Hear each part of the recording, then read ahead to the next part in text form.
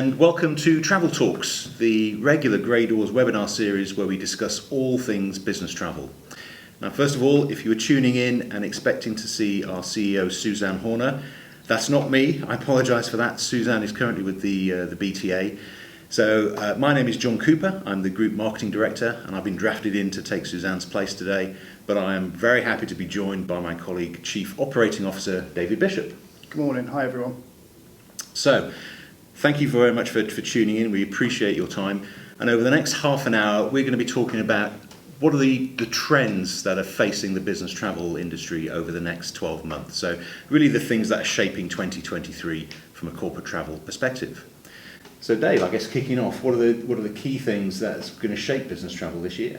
I think the first thing is really sustainability. I mean, if we dial back 12 months, sustainability was on top of everyone's agenda. What we didn't actually know 12 months ago was how the year would shape up in terms of the amount of travel that came back, the expense of travel that came back, but very much sustainability and how people wanted to travel. And I think there were kind of really two key issues. The first one is the rise of conscious travellers, certainly Gen Z. People who are really conscious of the need, do we need to travel? Are there alternative ways of travelling? The second element, which is probably key as well, is around data. And that's really in two aspects. It's the visibility of the data, where am I seeing it? But more importantly, the accuracy of the data.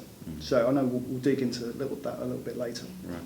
And I'm guessing sustainability within travel, in the early days it was a bit of a tick box exercise, yep.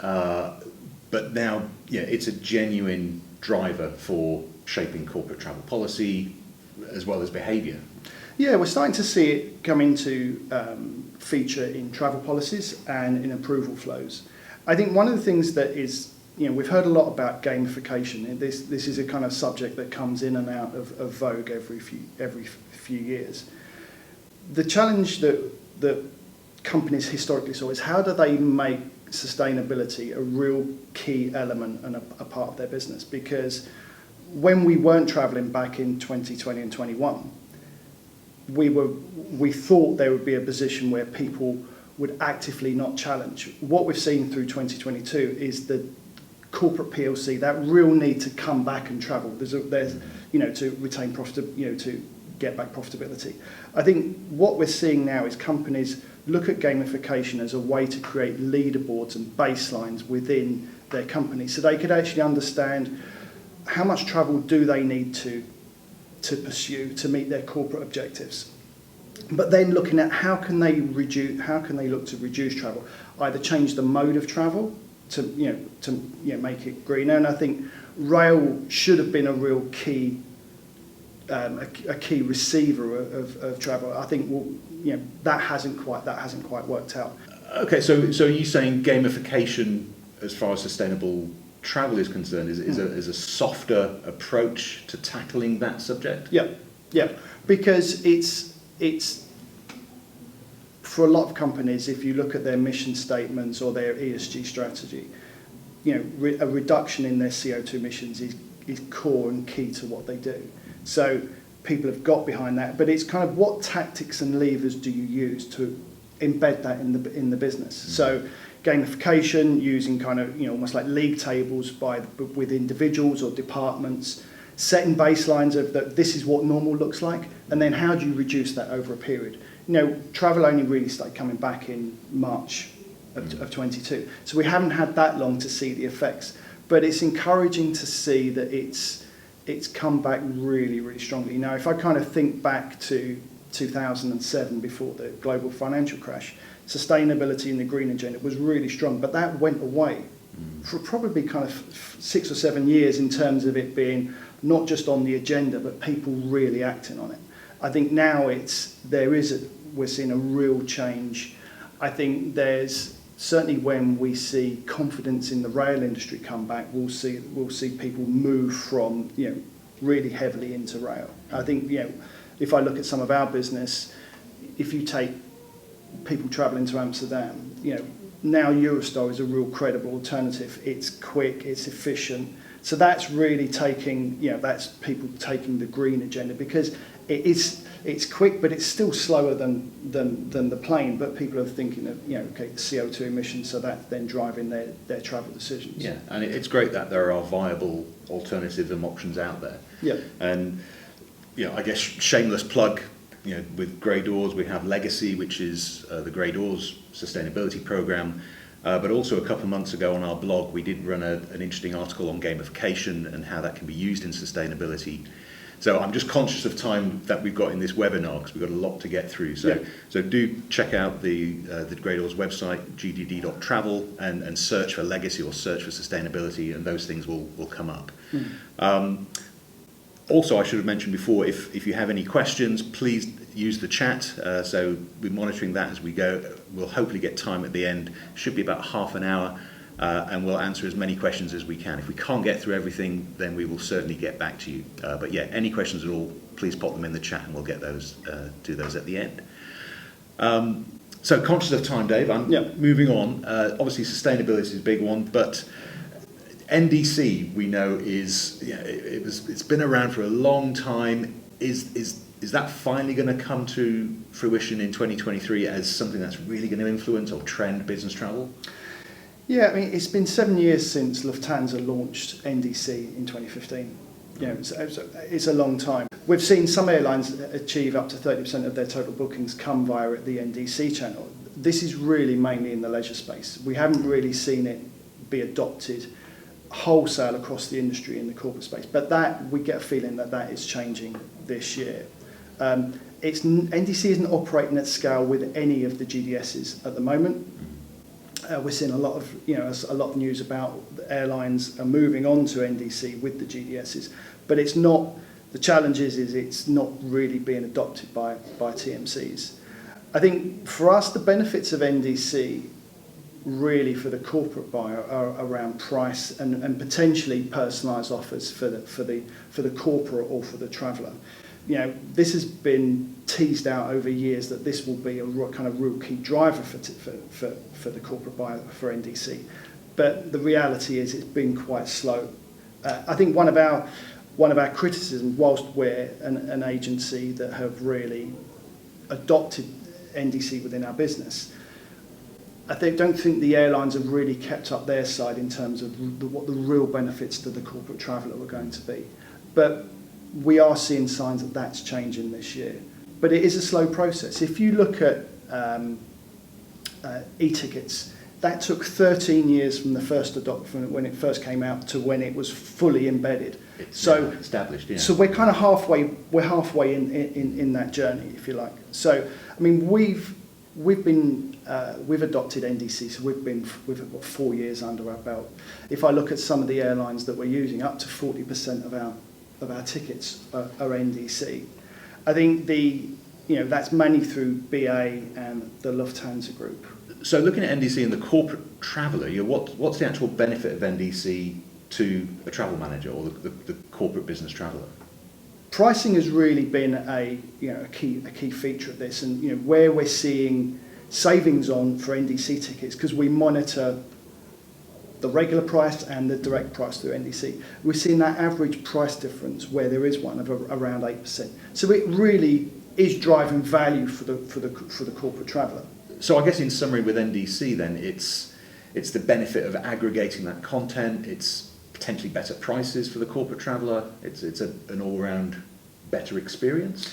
Yeah, I think the promise is around very much it's better pricing or pricing that's identical that the airline has on their own website. That's the key driver.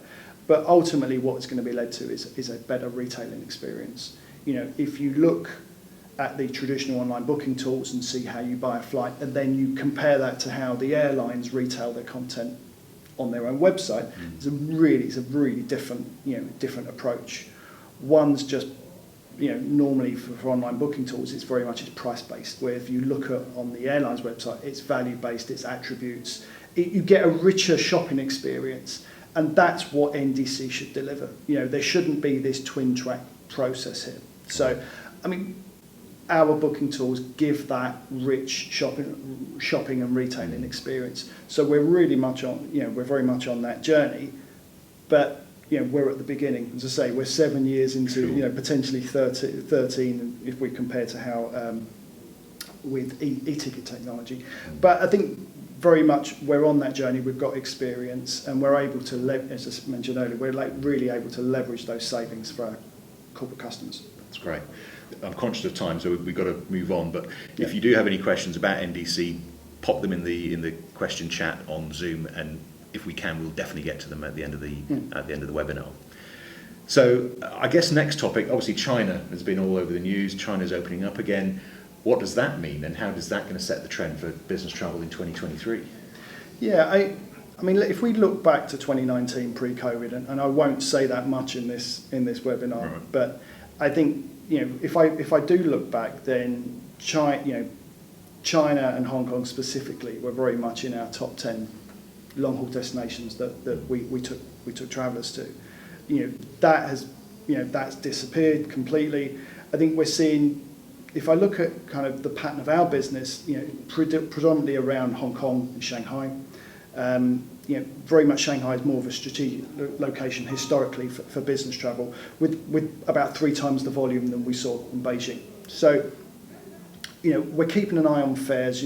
BA are opening up Shanghai on April the 23rd this year, when they're reinstating that route. If we kind of take an early view of kind of fares, then if we look at economy, then, so I'm looking at my laptop because I've got some stats here. We're looking at, certainly on BA, cheapest is around £1,200, which is at the moment 40% more expensive than we were seeing in 2019. Other airlines are kind of maybe a bit more expensive. Certainly going indirect to China, which sometimes is an option, to reduce costs. The savings are minimal. The travelling time is double. So that's not really sustainable. But with a long haul destination like that, many companies will have policies that will allow business class travel. Yeah. Are you seeing a similar price? No, it's not. I mean, if pricing on business class is about 15% cheaper at the moment than we saw in 2019, which is an anomaly. I think what we've got to bear in mind is that through COVID, the airlines were losing $300,000 a minute every minute. So, which is, and they've taken on a ton of debt in order to take them through that kind of COVID period. So, whilst last year we maybe saw some real price increases that we didn't predict. Certainly, I think on China, I think at the moment it looks reasonable. I think we're really forecasting the capacity to China will increase rapidly. Certainly the outbound China tourism market is the biggest, is the largest in the world. It's worth something like $250 billion globally.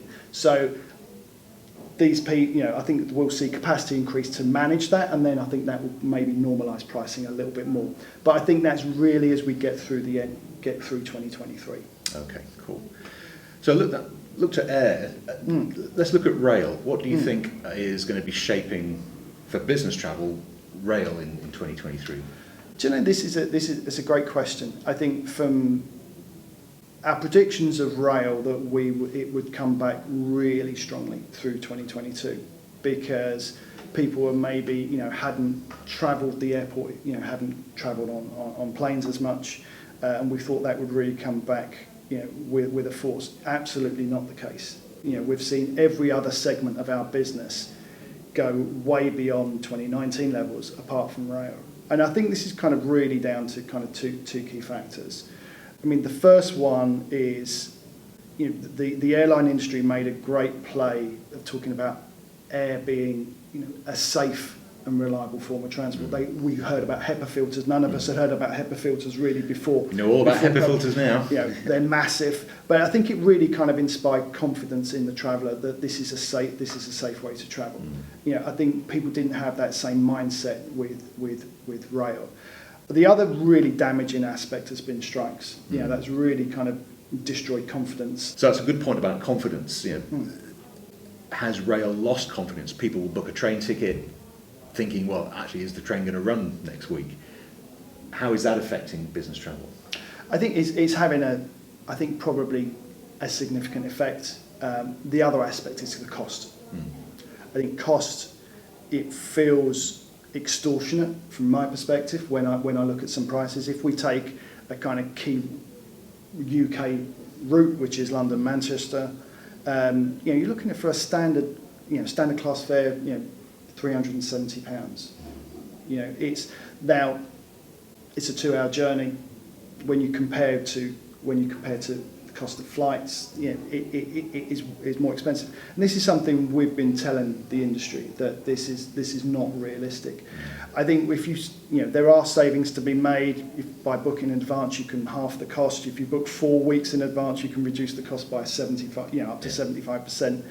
But I think the kind of our message to clients is, people naturally would go, well, let me book an anytime ticket because I'm not sure if my train isn't running, I need to get on another train. But that, the cost of that we think is prohibitive. But I think if people can dial in more advanced purchasing, then that's going to lower the cost. I think confidence will come back once this current kind of unrest ends. I don't think this is going to be a permanent change where people don't travel by rail. Yeah. We were saying that about air. Bill Gates was saying that 50% travel, and that didn't happen. Absolutely. So I think we'll see that same approach with rail. Excellent. And it'd be interesting to hear, if anybody's got experience of this from your own travels. Do put it in the chat. It'd be great to have a look at that. So again, conscious of time, lots to get through. Let's go on to the next one. We've done air, we've done rail. Hotels. What's going to be shaping hotels in 2023? I think if we take this in two aspects really. The first one is with negotiated rates. We've seen hotels have really suffered through COVID, and I think in terms of deals and negotiated rates, I think the hotels are really changing the way that their MO here. So historically, to compare it for what we're predicting and what we've seen, what have we seen historically for hotel rates? Well, the first thing is around the commitments that they want. So typically hotels are looking at up to 200 room nights for a kind of a major city, 100 room nights for kind of a minor city, and kind of 50 plus room nights elsewhere. That's been difficult to predict for companies, certainly through 2022, but in 2023 there's far more certainty and they understand their patterns of travel more. Historically, hotels would offer static rates, fixed rate for a room for a period of time. Great for corporate, for budgeting. Challenge for hotels these days is they have had such huge inflation within their business, energy costs, salary costs, that static rates for just economically don't work. So they're very much moving now to dynamic rates. Dynamic rates, okay. What's that? Dynamic rate is a fixed discount off the best available rate. It's a rate that moves according to supply and demand for that hotel. So it moves during the day, it moves during the seasons, kind of peak and trough of demand. So that's a better way for the hotels to negotiate, because they offer a discount, but they're then in control of how that rate moves through the year. So with dynamic rates, I can see where that would benefit the hotel because they're able to control it a lot better. Yeah. But how does that benefit the corporate traveller? Because presumably with such literally dynamic pricing, difficult to budget, difficult to plan ahead, what are the benefits to corporate travellers? Well, first off, you're getting a discount at a really peak period. Right. At the top end. As the rate comes down, as they move through the seasons, then you're going to get that benefit. You're going to get that benefit as well. Now, it does mean that budgeting per se is more tricky, but if you balance out the two, the kind of the peak and the trough, then overall you're getting a great rate. Right. One of the things that we're seeing as a dynamic in the market is that we as a business, we buy a lot of our hotels through the large aggregators, particularly Expedia. Oh, I see. So we're able to benefit from the leveraging of their buying power, which we can pass on to the corporate traveller. Yeah, absolutely. And kind of evidence suggests that when we researched it through 2022, is that the rates that we're achieving for our customers buying through these aggregators are the same or better than some of our clients who have got negotiated rates with these hotels. Fantastic. So, yeah. Okay. Well, again, let's move on. But any questions on hotels, please pop them in the chat, and if we can, we'll get to them at the end. The next trend topic, I guess, which has been trending around a while, and it's this horrible bleeding of two words together is of business and leisure, and people combining that on a business trip to enjoy leisure time.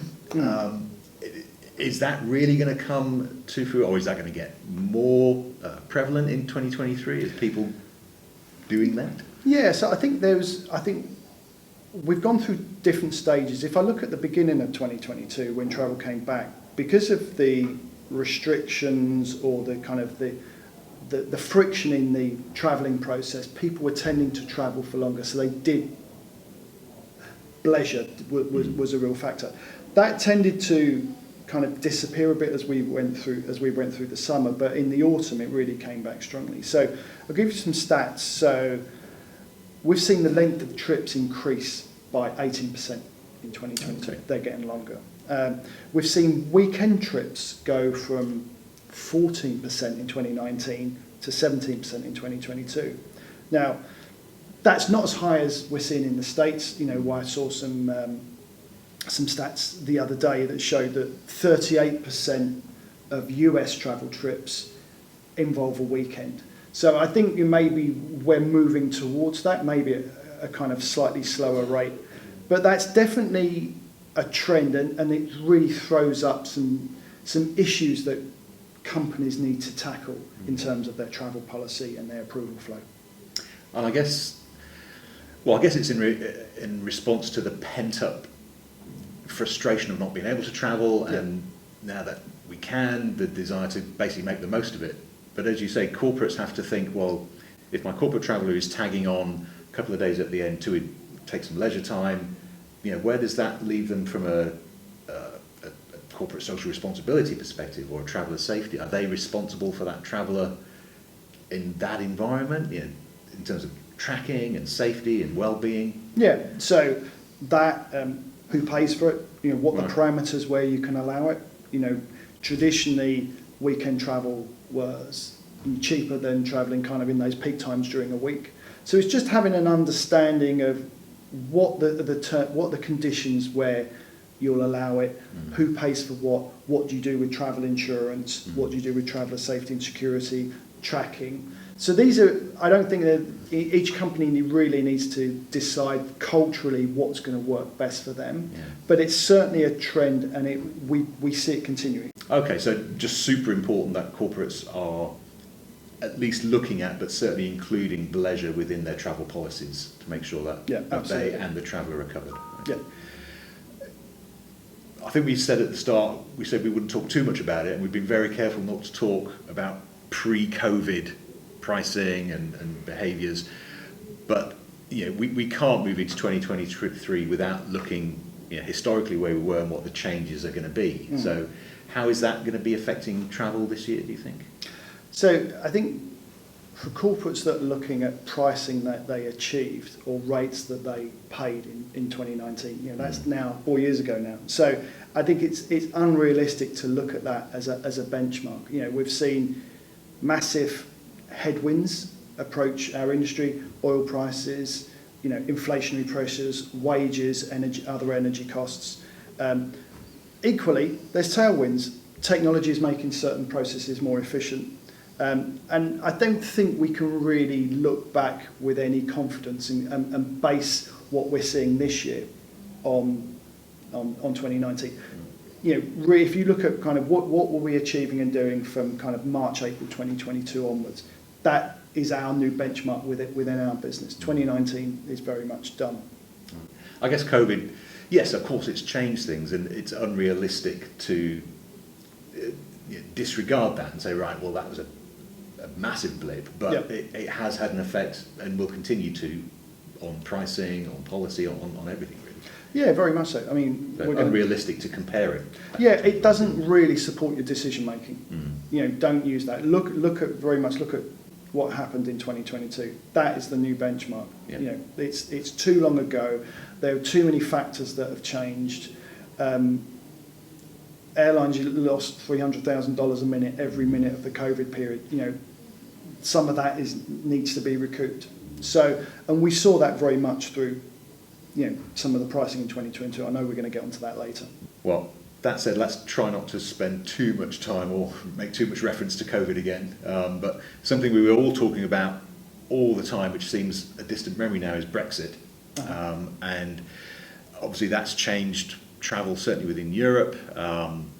And a couple of months ago, again in our blog, we did an article on specifically the Schengen area and in terms of what's allowed, what's not allowed.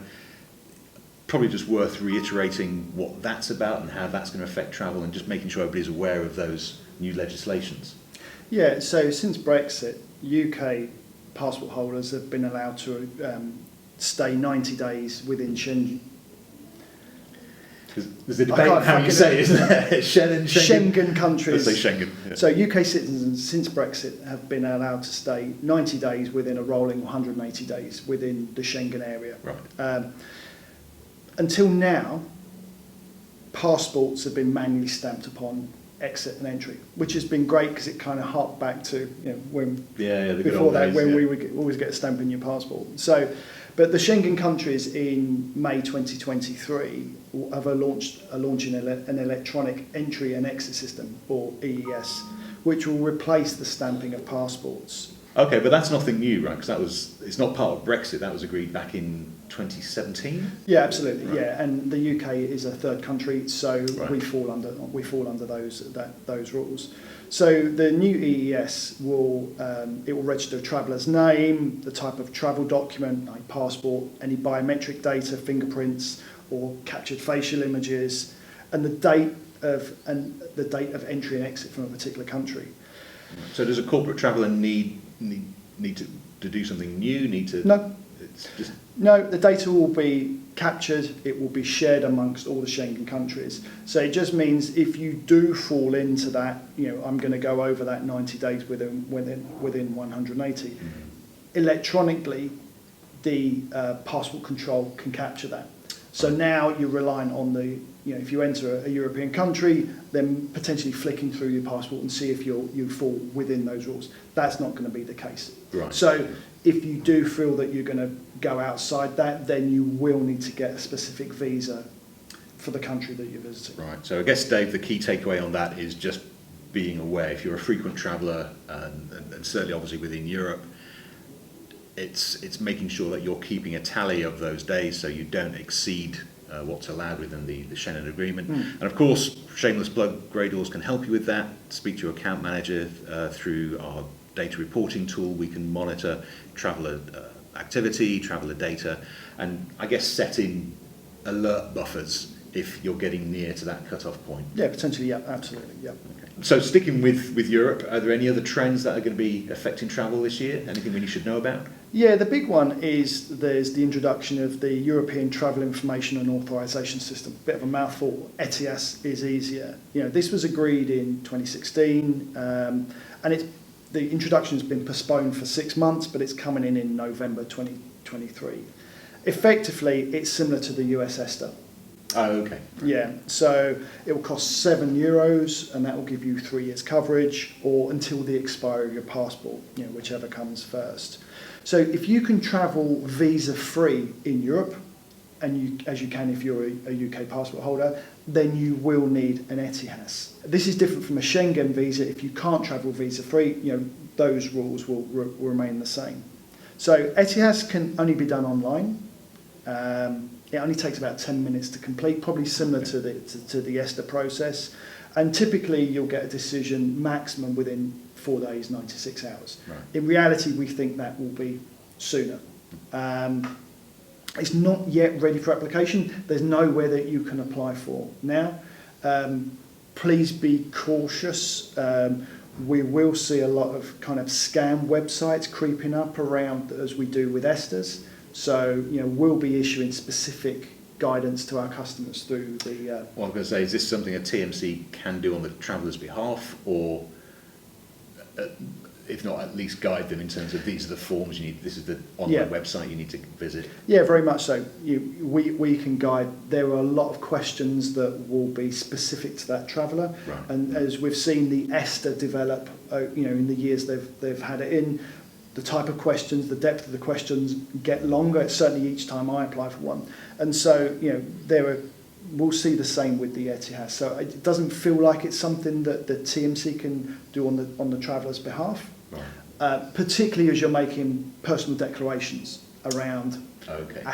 certain aspects. So, but I think the thing is when we start to see the information already available, I guess you'll be issuing this kind of information in our newsletter. We'll be sending out some information, absolutely. Absolutely, yeah, fine. So, just looking at the time, I know we're almost up, if a little bit over. We'll be as super quick as we can, and we'll try to get some of those questions answered as well. But I guess finally, the big thing is looking at budgets, looking at the spend. What trends on pricing can we expect to see in 2023? So the main thing is that I think we can be a bit more accurate this year than if we'd have done this same thing 12 months ago. Right. Because, last year or through 2022, we saw airfare increases close to 25, 27%, depending on the route. Kind of unprecedented, really unprecedented in our industry.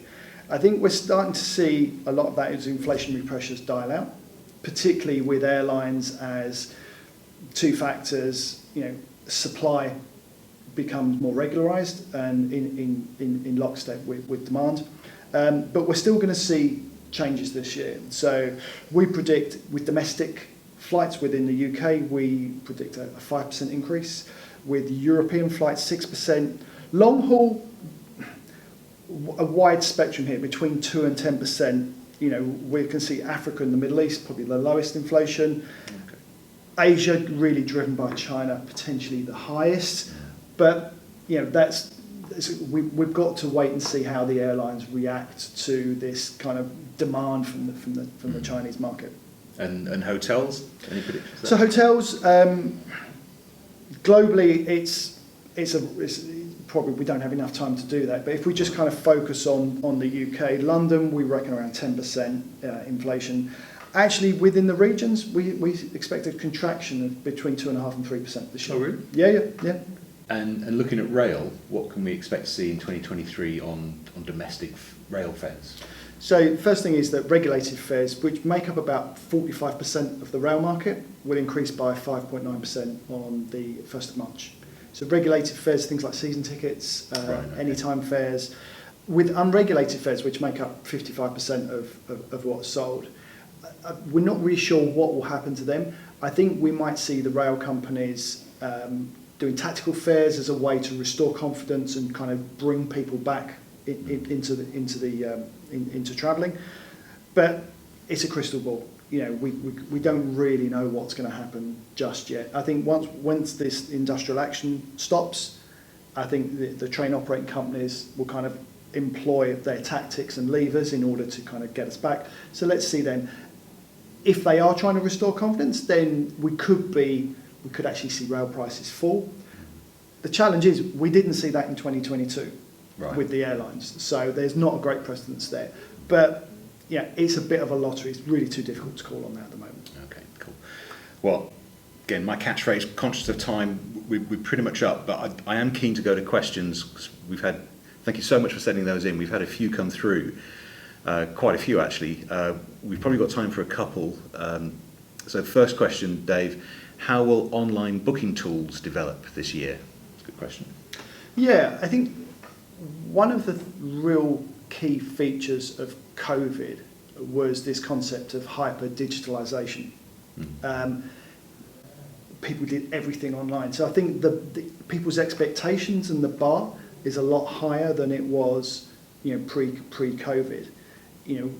We put a lot of time and effort through, our key strategic supplier, Atris, in terms of the online booking tool technology. So we actually saw our online booking adoption go from 40% pre-COVID to 65% now.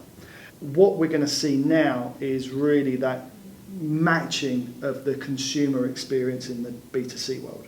And I think we talked about it earlier certainly with aspects like air, so we'll see more of a better retailing experience. Not just in the ability to kind of buy more in terms of ancillaries, but just a richer shopping experience, so you really know what you're getting on that plane, right? On that particular plane. So I think that's going to be a real key feature as we go through 2023. Okay. and not before time, to be honest, in terms Absolutely, of yeah. developing that experience. And just time for one more question. What do you see as being important to the next generation of traveller? So I guess Gen Z traveller. Yeah.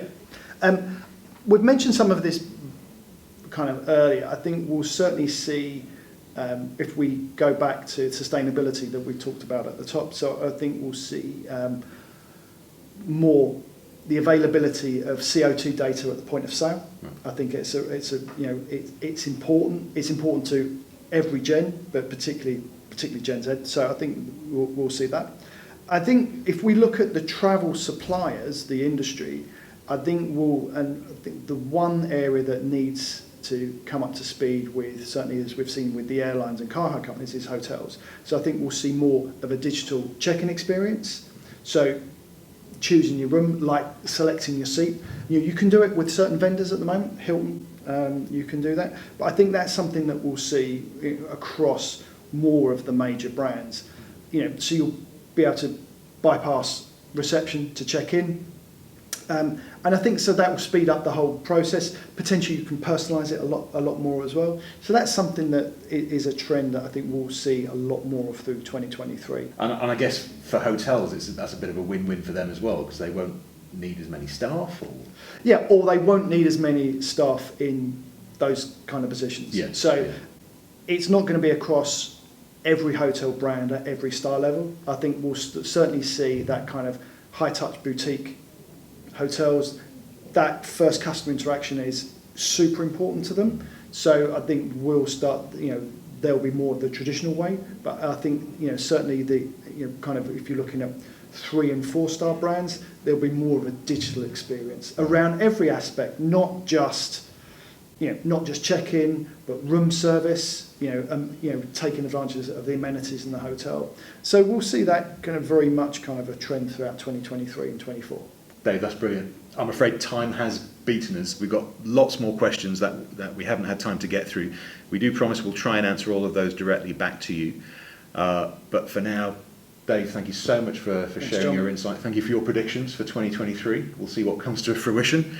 But thank you all for joining us for today's Travel Talks. We will be sending out a fact sheet based on all of the key information that we've gone through today. So if you've registered, you'll be getting that through email very shortly.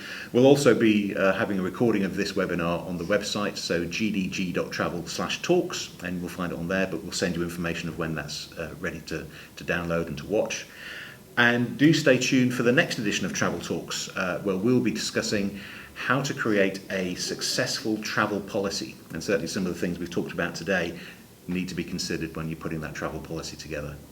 But for now, thank you so much for joining us. From Dave and I here in Colchester, we wish you a great rest of your day.